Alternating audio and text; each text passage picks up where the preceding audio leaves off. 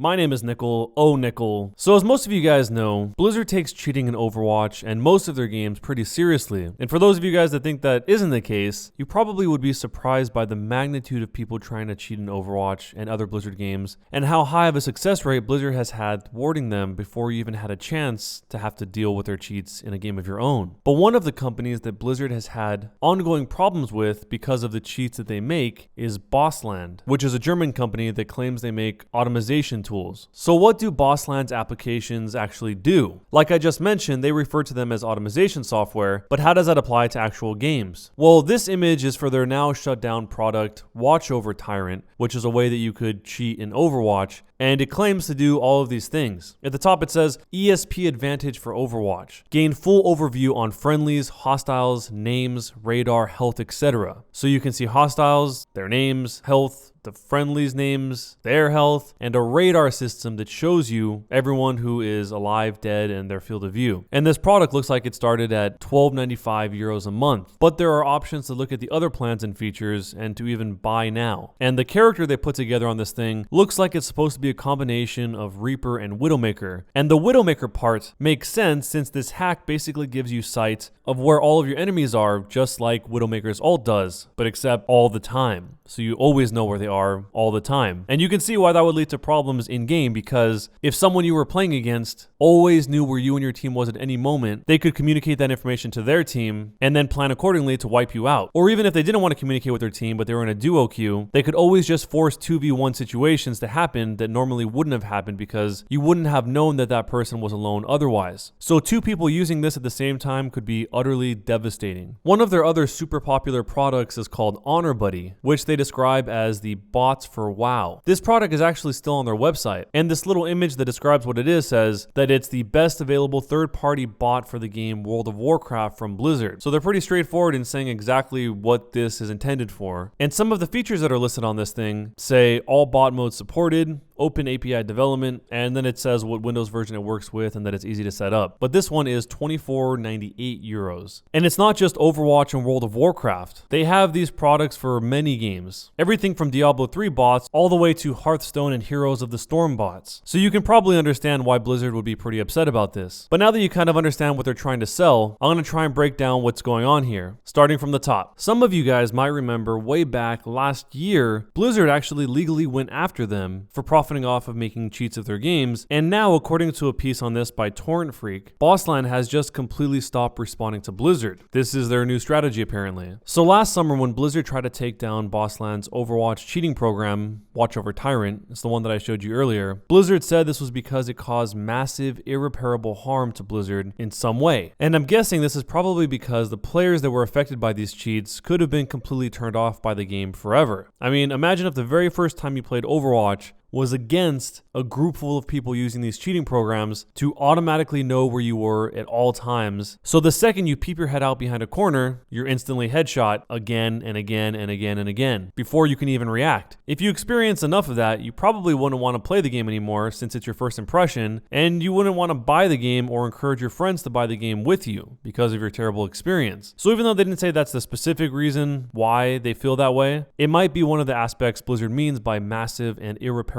harm to Blizzard. That and the fact that their copyrights and terms of service were violated. So what's happening now appears to be that Bossland failed to have Blizzard's latest lawsuit dismissed over lack of jurisdiction towards the start of 2017. So since that time, they've gone quiet and even ignored an ultimatum from a German court that they were supposed to reply to within 24 hours. So according to torrentfreak.com, Blizzard has filed a motion for default judgment against Bossland, and they are requesting the minimum statutory copyright damages of $200 per infringement, and making the argument that Bossland sold at least 42,818 hacks in the United States alone. So if you do the math on that, that comes out to $8,563,600. So the $8.5 million appears to be what Blizzard considers the minimum damage numbers in a dollar amount. Some of the other hacks that Bossland made for World of Warcraft, called Honor Buddy and Demon Buddy for Diablo 3, Blizzard said that those violated the DMCA by selling its circumvention tools, and that's why they demand to be compensated and returned. And so apparently Blizzard thinks that the damage numbers they're giving are very conservative because Bossland previously testified that it sold 118,939 products to users in the United States, and that at a minimum 36% of these were cheats for their games. There's a section on the Torrent Freak piece that mentioned Blizzard also said that it was a calculated and bad faith tactic of the German cheat manufacturer to go for a default judgment. In doing so, the idea would be that the company tries to shield its alleged unlawful conduct from the reach of the United States. So basically what they were trying to say there is that by going for this default judgment, they thought it was a way to not have to deal with Blizzard head on. And apparently, since Bossland failed to defend itself during the whole period where they went silent, Torrent Freak thinks that it is likely that Blizzard will get the substantial damages awarded, but it remains to be seen if they will actually pay out, if any real money will come of it. One of the updates to this was a quote that was given to them by the CEO of Bossland, who said, "We only filed a motion to dismiss this case as U.S. courts have no jurisdiction. The motion was declined. We will appeal to the decision on the motion to dismiss once the default judgment is served. Bossland, GmbH, has no business in the U.S. We have no offices there, no employees. We do not advertise there, nor use US-based companies." And they also added that the average license for one of their products isn't $200, that the $200 is only for a legendary package, which they claim that they've only sold less than 100 copies of these legendary packages to date. I guess implying that the figure that Blizzard is asking for is much higher than it should have been. So this is a pretty intense situation that Blizzard is going to such lengths to completely shut down every possible form of cheating that they see. They're suing these guys for $8.5 million.